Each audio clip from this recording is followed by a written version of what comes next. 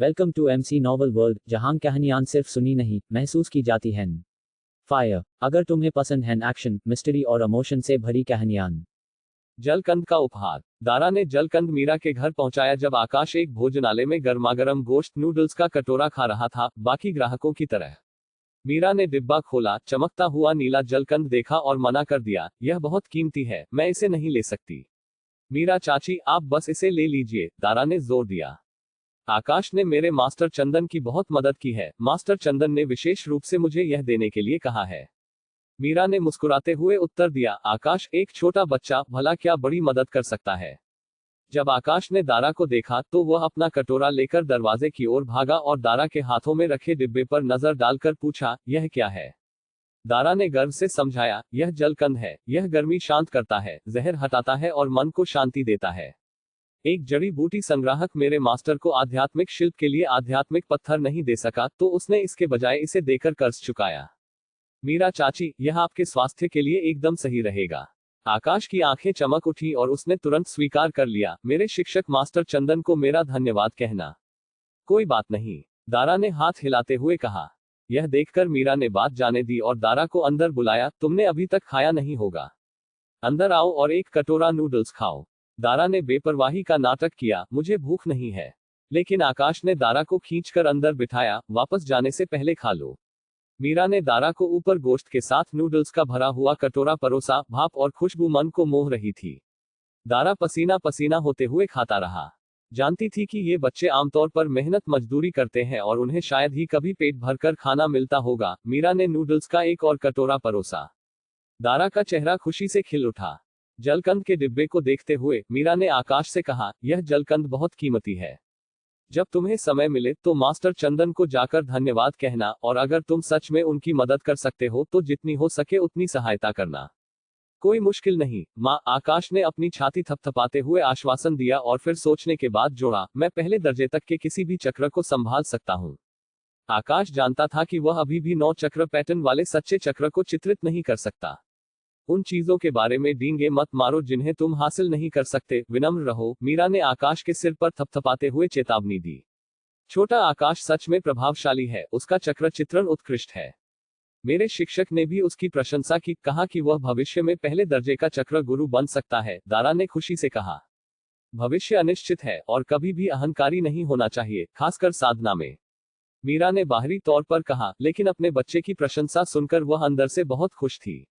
उसने गोश्त की एक प्लेट और थोड़ी चावल की शराब दारा के लिए तैयार की ताकि वह मास्टर चंदन के लिए ले जाए, साथ ही उसके साथी शिष्यों के लिए कुछ नाश्ता भी दिया ताकि उनकी लालसा शांत हो सके। दारा भोजन के कई डिब्बे लेकर खुशी खुशी अपने रास्ते चला गया। उस रात आकाश के पर्यवेक्षण में मीरा ने जलकंद का काढ़ा बनाकर पिया। उसकी नाड़ियां काफी ठंडी हो गईं, हालांकि वह अभी भी आध्यात्मिक पत्थरों के खर्च पर थोड़ी अनिच्छुक थी। अगर आकाश ने जिद न की होती तो ऐसी उत्तम औषधीय सामग्री अप्रयुक्त रह जाती। यह देखकर कि उसकी मां ने दवाई ले ली है, आकाश निश्चिंत था और अपने कमरे में वापस जाकर चक्रों का अध्ययन जारी रखा। आध्यात्मिक स्याही की गुणवत्ता चक्र की प्रभावशीलता को प्रभावित करती है। विभिन्न सामग्रियों के चक्र माध्यम पर चक्र पैटर्न का चिपकना और आध्यात्मिक शक्ति का संचरण भी अलग अलग होता है। केवल प्राण शुद्धि क्षेत्र के तीसरे स्तर के साथ आध्यात्मिक शक्ति बहुत कमजोर है। व्यवहारिक अनुप्रयोग वास्तव में चक्रों की याददाश्त और समझ में सुधार करता है। ज्वाला पिघलाने वाला चक्र, जिसमें 6 चक्र पैटर्न है, पहले अपरिचित लगता था, लेकिन अब यह मेरे दिमाग में अंकित लगता है और हर स्ट्रोक सहज रूप से उभरता है। अभ्यास ही आदमी को सिद्ध बनाता है, जैसा कि श्रीमान जुबिन ने सही कहा था। विभिन्न चक्र माध्यमों पर चक्रों को चित्रित करना और उन्हें काम में लाना कई समस्याओं को उजागर कर सकता है, जिससे चक्रों की समझ में काफी मदद मिलती है। लेकिन इस ज्ञान को लागू करने के अवसर मुश्किल से मिलते हैं। किसी प्राण शुद्धि क्षेत्र के तीसरे स्तर के साधक को चक्र बनाने के लिए कहने की संभावना नहीं है, और मुक्त साधकों द्वारा रोजमर्रा की जिंदगी में उपयोग किए जाने वाले निम्न स्तरीय चक्रों में आमतौर पर केवल 2 से 3 पैटर्न होते हैं, 4 से अधिक वाले दुर्लभ होते हैं। अब क्या करें? ऐसे चक्रों की आवश्यकता है जिनमें कम से कम 5 चक्र पैटर्न शामिल हो और अधिमानतः उत्तम इस्पात से बने चक्र माध्यम हो, और साथ ही कोई परिचित भी होना चाहिए, अन्यथा अन्य लोग आकाश को चक्र बनाने की अनुमति देने के लिए सहमत नहीं होंगे। चक्रों में कोई भी त्रुटि समझाना मुश्किल होगा। बहुत विचार करने के बाद केवल मास्टर चंदन और उनकी भट्ठी ही सबसे उपयुक्त विकल्प लगी। हालांकि भट्ठी को अभी अभी डिसमेंटल किया गया था, इसे फिर से डिसमेंटल करना और दोबारा चित्रित करना सही नहीं लग रहा था। क्या कोई और भट्ठी थी? आकाश ने चुपके से अपने ही घर के चूल्हे पर एक नजर डाली, महसूस किया कि चूल्हे की आग शायद थोड़ी कमजोर है। अगले दिन आकाश ने अपनी मां के साथ संकोच से अपने विचार साझा किए, जिसने निर्णायक रूप से उन्हें अस्वीकार कर दिया। यह चूल्हा सिर्फ व्यवसाय के लिए नहीं है, यह तुम्हारे और तुम्हारे पिताजी के लिए खाना बनाने के लिए भी है। इसके अलावा गर्मी पर्याप्त है। जब तक यह टूट न जाए, इसके साथ छेड़छाड़ करने के बारे में सोचना भी मत। मीरा आकाश की मां थी, जिसने उसे छोटी उम्र से बड़ा होते देखा था और उसने एक नजर में उसकी छो योजना को भांप लिया। आकाश के पास हार मानने के अलावा कोई विकल्प नहीं था। वैद्य और चक्र गुरु। कुछ दिनों बाद मीरा आगे की जांच के लिए वृद्ध वैद्य फेंग को बुलाने खुबानी वन हॉल गई। आकाश उसके साथ गया। वृद्ध फेंग ने धागे से उसकी नब्ज ली और अपना सिर हिलाया। बुरा नहीं है, हृदय और फेफड़ों को अच्छी तरह से पोषित किया गया है और आध्यात्मिक शक्ति का उपयोग कभी कभी नाड़ियों को अनुकूल बनाने के लिए किया जा सकता है, लेकिन इसे लंबी अवधि के लिए सक्रिय नहीं किया जा सकता, अन्यथा यह अभी भी शरीर को नुकसान पहुंचाएगा। जहां तक बची हुई अग्नि विषाक्तता का सवाल है, वह ज्यादातर साफ हो गई है। मैं कुछ औषधीय सामग्री लिख दूंगा, जाओ और उन्हें इकट्ठा करो। बाद में मैं उन्हें गोलियों में परिष्कृत करके तुम्हें वापस ले जाने और सेवन करने के लिए दूंगा। वृद्ध फेंग ने अपनी कूंची उठाई और कागज पर कुछ औषधीय सामग्री के नाम लिखे। मीरा ने जड़ी बूटियां इकट्ठा करने के लिए सूची ली और आकाश को इधर उधर न भागने बल्कि रुककर वृद्ध फेंग के साथ बातचीत करने का निर्देश दिया। मीरा के जाने के बाद वृद्ध फेंग ने चाय की एक घूंट ली और ऊपर देखा तो पाया कि आकाश कमरे में रखी रस औषधि भट्ठी को घूर रहा था। आकाश, तुम उस रस औषधि भट्ठी को क्यों देख रहे हो? आकाश ने पूछा। फेंग दादा, क्या आपको लगता है कि यह रस औषधि भट्ठी टूट सकती है? जब तक यह एक आध्यात्मिक शिल्प है, इसके टूटने की संभावना है, वृद्ध फेंग ने अपनी दाढ़ी सहलाते हुए कहा। क्या यह पहले कभी टूटी है? वृद्ध फेंग ने अपना सिर हिलाया। हाँ, यह कुछ बार टूटी है। अगली बार जब यह टूटेगी तो क्या मैं इसे सुधारने की कोशिश कर सकता हूँ? आकाश ने धीमी आवाज में कहा। वृद्ध फेंग थोड़ा हैरान दिखे। क्या तुमने शिल्प कला सीखी है? नहीं, आकाश ने अपना छोटा हाथ हिलाया। यह भट्ठी के बाहर का हिस्सा नहीं है जिसमें मैं मदद कर सकता हूँ, मेरा मतलब अंदर के चक्र से है। अगर वह टूट जाए तो क्या मैं उसे सुधार सकता हूँ? वृद्ध फेंग ने मुस्कुराते हुए आकाश की ओर देखा और कहा, ठीक है, अगर रस औषधि भट्ठी के अंदर का चक्र टूट जाता है तो मैं तुम्हें उसे सुधारने दूंगा। आकाश की आंखें खुशी से सिकुड़ गईं, तो यह सौदा पक्का? वृद्ध फेंग हंसे। यह सौदा पक्का। मीरा जड़ी बूटियों के कई पैकेट लेकर बाहर आए और देखा कि आकाश और वृद्ध फेंग खुशी खुशी बातें कर रहे हैं। वह मुस्कुराए बिना नहीं रह सकी और धीरे से कहा, तुम लोग किस बारे में बात कर रहे हो?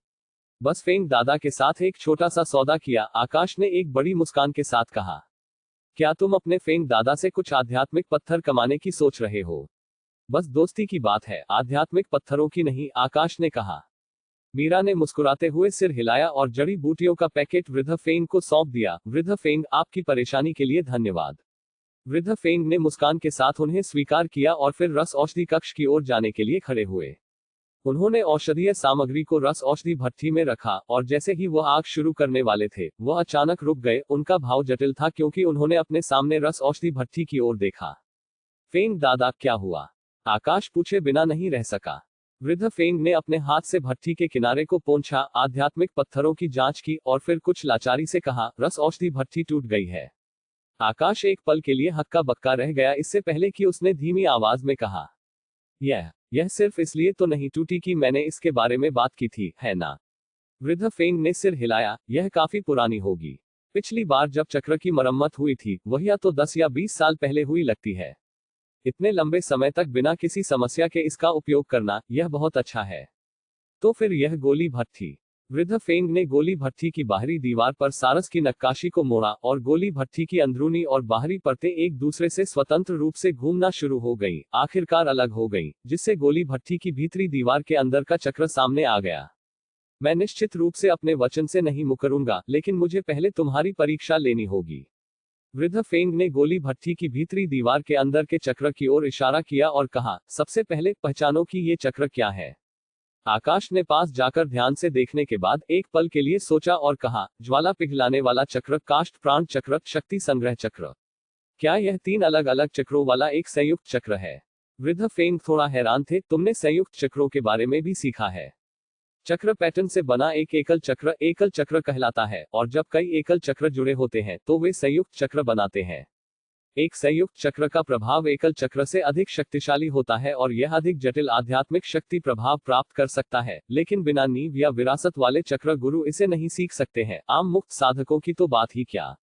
वृद्ध फेंग जानते थे कि आकाश चक्रों का अध्ययन कर रहा था और यह भी जानते थे कि आकाश की दिव्य चेतना असाधारण थी, जिसमें चक्रों के क्षेत्र में कुछ प्रतिभा थी, लेकिन उन्हें यह उम्मीद नहीं थी कि आकाश पहले से ही एक नजर में एक संयुक्त चक्र की पहचान कर सकता है। आकाश ने विनम्रता से कहा, मैं अभी तक संयुक्त चक्र नहीं बना सकता और उन्हें केवल किताबों में देखा है। यहां तक कि साधारण एकल चक्रों में भी मैंने महारत हासिल नहीं की है। वृद्ध फेंग ने सिर हिलाया, तुम्हारी उम्र के लिए उन्हें जानना ही काफी है। यह एक संयुक्त चक्र है जिसे काष्ठ अग्नि प्राण नियंत्रण चक्र कहा जाता है, जिसमें अग्नि और काष्ठ दोनों श्रृंखलाओं के आध्यात्मिक शक्ति प्रभाव है। काष्ठ प्राण जड़ी बूटियों का पोषण करता है, जबकि अग्नि श्रृंखला उनके सार को परिष्कृत करती है। वांछित गोलियों को परिष्कृत करने के लिए दोनों को चक्र के माध्यम से सामंजस्य बिठाया जा सकता है। यह एक शिल्प भट्ठी से कहीं ज्यादा जटिल लगता है। आकाश ने आश्चर्य से कहा, अभी भी कोशिश करना चाहते हो? हाँ, आकाश ने कहा, मैं संयुक्त चक्र नहीं बना सकता, लेकिन अगर सिर्फ चक्र की मरम्मत करनी है तो मूल का मार्गदर्शन करते हुए कोई समस्या नहीं होनी चाहिए। मीरा ने आकाश का हाथ पकड़ा और धीरे से कहा, अगर तुम्हें आत्मविश्वास नहीं है तो जाने दो। वृद्ध फेंग के लिए परेशानी खड़ी मत करो। वृद्ध फेंग मुस्कुराए, यह ठीक है, उसे लापरवाही से कोशिश करने दो। अगर यह गलत भी होता है तो कोई बात नहीं, इसे अभ्यास मानो। चाहे वह रस औषधि हो या चक्र बनाना, अगर तुम गलती करने से डरते हो तो तुम्हें कोई गहरा ज्ञान नहीं मिलेगा। धन्यवाद फेंग दादा। आकाश ने तब शिष्टाचार छोड़ दिया। वृद्ध फेंग से काष्ठ और अग्नि श्रृंखला की आध्यात्मिक स्याही मांगी और चक्र की मरम्मत शुरू करने लगा। काष्ठ अग्नि प्राण नियंत्रण चक्र ने प्रभावशीलता खो दी, क्योंकि वर्षों की निरंतर रस औषधि के कारण कुछ चक्र पैटर्न घिस गए थे, जिससे आध्यात्मिक शक्ति का प्रवाह बाधित हो गया था। आकाश को जो करना था वह सरल था, मंद और अप्रभावी पैटर्न की मरम्मत करना, ताकि पूरे चक्र की आध्यात्मिक शक्ति सुचारू रूप से प्रसारित हो सके। यह सफल माना जाएगा। आकाश के छोटे हाथों ने चक्र लेखनी पकड़ी, आध्यात्मिक स्याही में डुबोया गया और चक्र पैटर्न पर निशान लगाना शुरू कर दिया। वृद्ध फेंग ने मन ही मन उसकी सराहना की, बिना किसी हिचकिचाहट के उसके स्ट्रोक की सहजता और प्रवाह को नोट किया, जो लगन से अभ्यास का प्रमाण था। यह स्पष्ट था कि आकाश ने वास्तव में चक्रों पर बहुत मेहनत की थी। 3 चक्रों में 2 पैटर्न थे जो क्षतिग्रस्त और अप्रभावी थे, लेकिन 6 या 7 मंद पैटर्न भी थे जिन्हें फिर से खींचने की आवश्यकता थी। आकाश की दिव्य चेतना इतने सारे पैटर्न को खींचने में साथ नहीं देगी, और उसकी आध्यात्मिक शक्ति की खपत भी काफी ज्यादा थी, इसलिए चक्र की मरम्मत पूरी करने से पहले उसने बीच में 2 या 3 बार आराम किया। प्राण शुद्धि क्षेत्र के तीसरे स्तर के साधक के लिए कुछ विरामों के बावजूद कुल 8 या 9 चक्र पैटर्न की मरम्मत करने में सक्षम होना दिव्य चेतना को दर्शाता है, जो वृद्ध फेंग ने जो उम्मीद की थी उससे कहीं अधिक मजबूत थी। वृद्ध फेंग ने अपनी आंखों में थोड़ी और गंभीरता के साथ आकाश की ओर देखा। फेंग दादा, मैंने खत्म कर दिया। क्या आप जांच सकते हैं कि रस औषधि भट्ठी ठीक हो गई है? ओह ठीक है, मुझे देखने दो।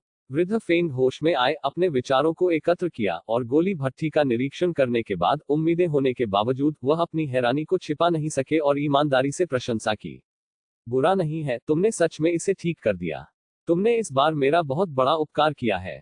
आकाश शर्माते हुए हंसा। मीरा ने धीरे से आकाश के माथे पर थपथपाया। वृद्ध फेंग तुम्हारी प्रशंसा करते हैं और तुम्हें विनम्र होना भी नहीं आता। उसके लहजे में थोड़ी डांट थी, लेकिन उसका भाव बहुत खुश था। वृद्ध फेंग ने गोलियों को परिष्कृत करने के लिए अपनी गोली भट्ठी शुरू की और 2 घंटे बाद गोलियां तैयार थीं। उन्होंने उन्हें एक नीली और सफेद चीनी मिट्टी की बोतल में रखा और मीरा को सौंप दिया। दिन में 2 बार 2-2 करके लेना। एक बार जब तुम उन्हें खत्म कर लो तो जांच के लिए मेरे पास आना। मीरा ने झुककर प्रणाम किया। वृद्ध फेंग, आपकी परेशानी के लिए धन्यवाद। आकाश ने भी अपना धन्यवाद व्यक्त किया। धन्यवाद फेंग दादा। उनके जाने से ठीक पहले वृद्ध फेंग ने अचानक आकाश को पुकारा। एक पल के लिए सोचा, फिर उसे ये शब्द सौंपे। आकाश, अगर तुम कभी किसी कमजोर साधक से मिलते हो तो अपनी क्षमताओं के दायरे में मदद का हाथ बढ़ाना। आकाश ने सिर हिलाया, लेकिन उसकी जिज्ञासा उस पर हावी हो गई। फेंग दादा, आप अचानक यह क्यों कह रहे हैं? वृद्ध फेंग ने आकाश की ओर देखा और कहा, मैं अब बूढ़ा हो चुका हूं और मैंने अपना जीवन सिर्फ इस क्षेत्र के मुक्त साधकों की गोलियां परिष्कृत करने और बीमारियों का इलाज करने में मदद करने में बिताया है। लेकिन तुम भविष्य में और अधिक साधकों की मदद कर सकते हो।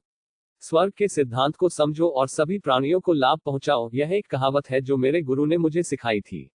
उन्होंने मुझे बचाया जब मैं बेसहारा था और रस औषधि की कला मुझे सौंप दी, यही मेरी आज की उपलब्धियों का कारण है। फेन के गुरु इस सिद्धांत पर चलते थे, वृद्ध फेन को बचाया, और ऐसे दयालु विचारों के कारण वृद्ध फेन ने बदले में कमजोर और नाजुक आकाश को बचाया, जो बीमारी के प्रति जन्मजात रूप से संवेदनशील था, और मीरा को, जो अग्नि विषाक्तता से पीड़ित थी। आकाश गहराई से प्रभावित हुआ और गंभीरता से सिर हिलाया। मैं याद रखूंगा, फेन दादा। वृद्ध फेन की आंखों में संतोष की एक झलक दिखाई दी। फिर आकाश ने एक और सवाल उठाया, क्या होगा अगर कुछ लोग मदद के लायक न हो? उन लोगों को लाभ न पहुंचाना जो इसके लायक नहीं है, वह भी एक प्रकार का लाभ पहुंचाना ही है, वृद्ध फेंग ने गहरे अर्थ के साथ कहा। घर लौटने के बाद आकाश ने चक्रों का अध्ययन करने में खुद को डुबोना जारी रखा। इस बीच मीरा ने भोजनालय को समेटा, इससे पहले कि वह हॉल के सामने कपड़े सिलने के लिए बैठ गई। ठीक दोपहर 1 बजे रविशंकर रवि बाबू, जो राक्षस जानवरों का शिकार करने पहाड़ पर गए थे, धूल से सने हुए घर लौटे। उनके कंधे पर कुछ राक्षस जानवरों की खालें लटकी हुई थी और उनकी कमर के चारों ओर कई भंडारण बैग बंधे थे। उनके कपड़ों में कुछ कट लगे थे और खून के धब्बे थे। अपनी पत्नी को देखकर उनका थका हुआ भाव नर्म पड़ गया। तुम अभी तक सोई क्यों नहीं? मीरा ने रवि बाबू को खाले और भंडारण बैग हटाने में मदद की और उन्हें बदलने के लिए साफ कपड़े लाई। जब तक तुम घर नहीं आ जाते मुझे चैन नहीं मिलता। क्या तुम्हें इस बार चोट लगी है? बस कुछ मामूली घाव, मैंने दवाई लगा ली है, यह कुछ गंभीर नहीं है। आकाश कैसा है? वह अपने कमरे में पड़ रही है, वह शायद अब तक सो गई होगी। मीरा ने खाना परोसा और रवि बाबू ने उसे तेजी से खाना शुरू कर दिया। मंद मोमबत्ती की रोशनी चुपचाप टिमटिमा रही थी और घर खामोशी में डूबा हुआ था।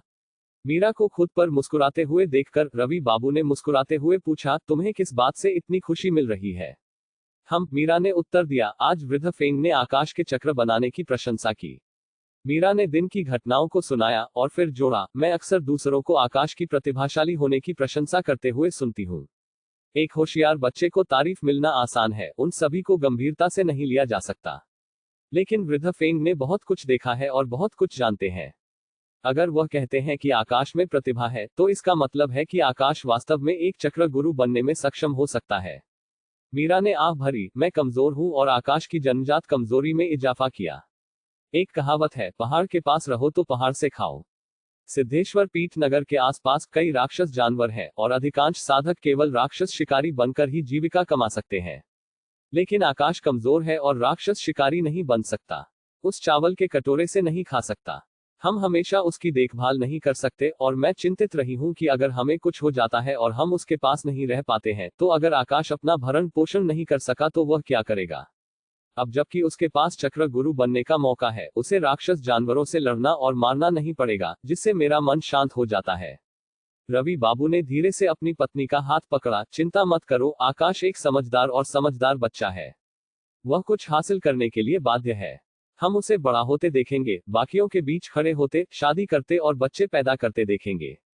इसलिए तुम्हें अपना ख्याल रखना चाहिए, हमारे पास अभी भी बहुत दिन बाकी है। मीरा हल्के से रवि बाबू के गले लग गई। घर में आकाश की आंखें खुली। रात दिन चक्रों का अभ्यास करने से उसकी दिव्य चेतना बहुत मजबूत हो गई थी, इसलिए उसने अपने माता पिता की हर बात सुनी। आकाश की आंखों के कोनों पर नमी का एक स्पर्श था। उसने धीरे से उन्हें पोंछा, फिर अपनी दिव्य चेतना को अपने चेतना सागर में डूबने दिया और दार्शनिक शिला पर चक्रों का अभ्यास जारी रखा। क्या आप चाहते हैं कि मैं आकाश और उसके अगले चक्र के अभ्यास के बारे में बताऊं?